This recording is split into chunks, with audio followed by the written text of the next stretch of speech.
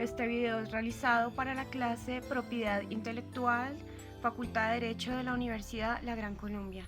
En este momento hablaremos sobre la obra artística creada por el maestro Fernando Botero en el año de 1997. Este es un óleo sobre lienzo que representa una historia de unos hechos que sucedieron en el año de 1988 en la vereda La Mejor Esquina, en el municipio de Buenavista, en el departamento de Córdoba. Esta noche están reunidos un grupo de personas, de jornaleros, en una tienda, departiendo luego de sus labores diarias. Intrepa al lugar un grupo de guerrilla paramilitar con fusiles y arremete contra todas estas personas, dejándoles a todos sin vida.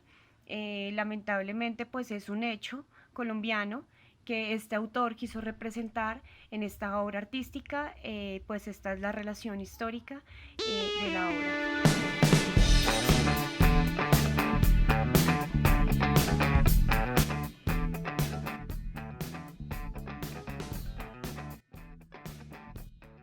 Posterior a esto podemos realizar un análisis jurídico en el cual vamos a tener en cuenta la propiedad intelectual, los derechos de autor y con ello los derechos patrimoniales y morales que se tienen sobre la obra. En primera medida podemos decir que todas las obras son una creación intelectual la cual tiene modo de reproducirse. Este es exactamente el objeto de protección del derecho de autor, proteger esa obra. Hay unas pautas, unos requisitos los cuales se deben tener en cuenta para considerar la obra, para que ésta sea objeto de protección de derechos de autor.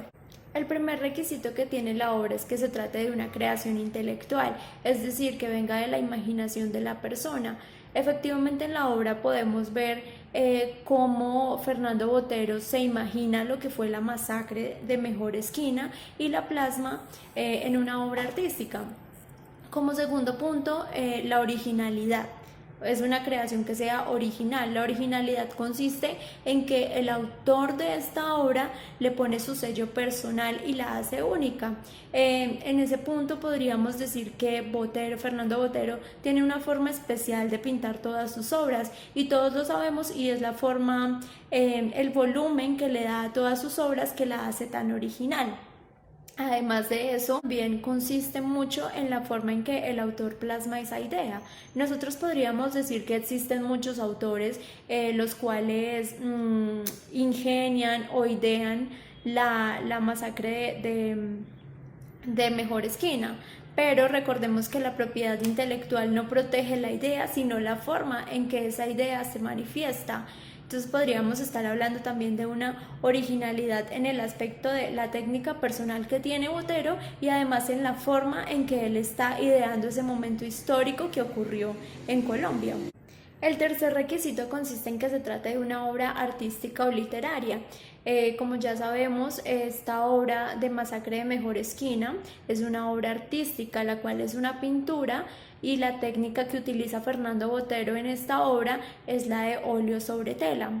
El cuarto y último requisito que tienen las obras es la de que sea producto de divulgación o de reproducción. Esto lo podemos ver enmarcado en que normalmente estas obras tienen varias copias o, como lo podríamos decir técnicamente, varias reproducciones, las cuales se hacen con intención de lucro. Por otro lado, podemos hablar de los derechos morales que tiene el autor para con su obra. En este caso, Fernando Botero tiene unos derechos morales sobre su obra, los cuales son perpetuos e irrenunciables. Uno de ellos es que cada vez que la obra sea reproducida o publicada debe contener siempre el nombre del autor. En este caso, como lo podemos ver en el Museo de Botero, está la obra enmarcada y al mismo tiempo a un extremo hay un recuadro el cual dice el nombre del autor, es decir, de Fernando Botero, y al mismo tiempo dice la técnica en la que fue elaborada esta obra artística.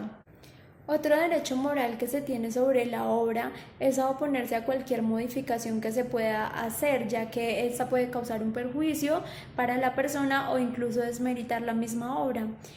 También puede modificarse la obra puede ser antes o después del fallecimiento de la persona. Del mismo modo, esta persona, el autor, como lo es Fernando Botero, puede también retirar toda su circulación. Los derechos morales que tiene el autor también van en dejar inédita o anónima la obra. En este caso pues no se cumple ese derecho, porque ya todos sabemos que esta obra fue creada por Fernando Botero. Además de los derechos morales que se tienen sobre una obra, también existen los derechos patrimoniales, los cuales consisten en que la persona, que puede ser el mismo autor o incluso una entidad, puede gozar de estos derechos patrimoniales. Estos derechos patrimoniales básicamente son la reproducción de la obra, es decir, pueden haber varias copias de la obra, puede plasmarse varias veces la obra, una adaptación de la obra, y por último una comunicación o una representación de esta misma obra, como lo vemos en el museo, que es un medio de comunicación al público para representar esta obra.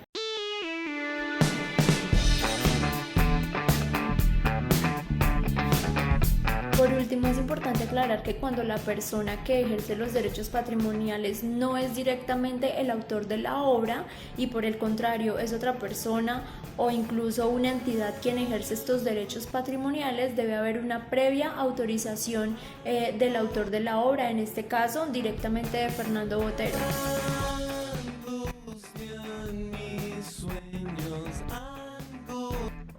Fernando Botero es un artista colombiano que nació en Medellín, Antioquia, el 19 de abril de 1932, conocido por el estilo de su pintura. Sus obras fueron muy conocidas en la década de los 60 al tener influencia del Renacimiento, la pintura barroca y la tradición antigua de América Latina. Su estilo de poner personajes gordos tiene un nombre, y ese es el expresionismo figurativo desproporcionado. Hoy hablaré de la pintura en óleo llamada Mona Lisa a los 12 años. Fue pintada por Botero en 1958, con un toque irónico a su cuadro, inspirándose en el arte de Goya y Velázquez y otros. Botero hizo una derivación de la obra de la Mona Lisa de Leonardo da Vinci en 1503. Pintó los elementos lo más parecido posible, como por ejemplo el vestido y el velo, cambiándole el color de fondo del cuadro y dándole más brillo al rostro de la Mona Lisa. Así, el artista no la modifica desde el exterior, sino que la expande desde su intimidad. Esto, en relación a la propiedad intelectual, lleva el nombre de una obra derivada, ya que se basa en una obra preexistente sin la participación del autor que la creó. Un ejemplo claro de obra derivada son las traducciones, o también los arreglos musicales y las parodias. Ahora bien, en cuanto al marco normativo de esta obra, la Ley 23 de 1982, en su artículo 187, estipula que es de dominio público frente a los derechos de autor. El dominio público, llamado también frecuentemente patrimonio común, es definido por Christian Smith como el estado jurídico consciente en el libre acceso y utilización de creaciones intelectuales sujetas al derecho de autor, sin que una persona alguna pueda hacer valer de derechos intelectuales sobre las mismas. En consecuencia, implica la no existencia de la exclusividad inherente a los derechos de autor, sin que alguien pueda apoderarse, apropiarse o volver a implantar exclusividad sobre la respectiva creación. Precisamente, la no apropiación es la característica que diferencia un bien integrado en el dominio público de un bien abandonado.